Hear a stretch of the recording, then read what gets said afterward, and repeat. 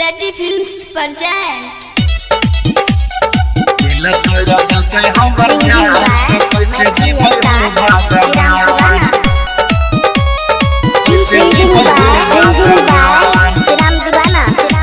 अखन अहाँ सब सुनि रहल छी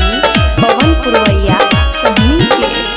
हमारा करे जब पछुरिया चलाई चल गेलै दोसरा ल हमारा भुलाई दिल तोरा दिल के हमर जान त कैसे जीबै हो भगवान दिल तोरा दिल के हमर जान त कैसे जीबै हो भगवान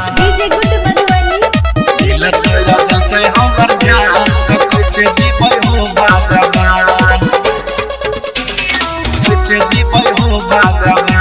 recording by सेटी फिल्म्स सीतामढ़ी। हर पला याद आबै छै ओकर मीठी मीठी बतिया सताबै छै ओकर मीठी मीठी बतिया सताबै छै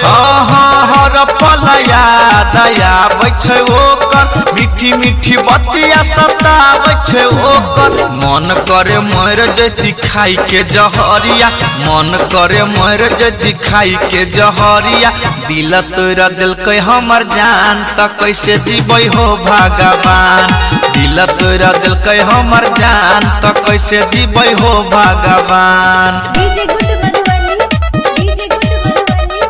दिल तोरा दिल के हमर जान त कैसे जीबै हो भगवान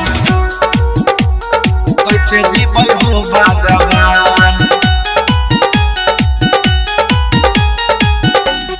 दिलवा में दर्द होइ छै बड़ी जोर से कोन छित तकिया भी जाई छै लोर से कोन छित तकिया भी जाई छै हां दिलवा में दर्द होइ छै बड़ी जोर से कोन छित तकिया भी जाई छै लोर से पवन पुरवैया के दिलवा दुखाई सीके यादव रन जीता वाला जाई दिल तोरा दिल के हमर जान त कैसे जीबै हो भगवान दिल तोरा दिल के हमर जान त कैसे जीबै हो भगवान।